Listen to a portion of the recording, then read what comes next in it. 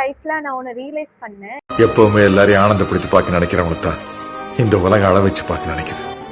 நம்ம யாருக்காவது நல்லது பண்ணா நமக்கு நல்லதுதான் நடக்கும், யாராவது நமக்கு கெட்டது பண்ணா நம்ம அவங்களுக்கு நல்லது பண்ணணும் அப்படின்னு.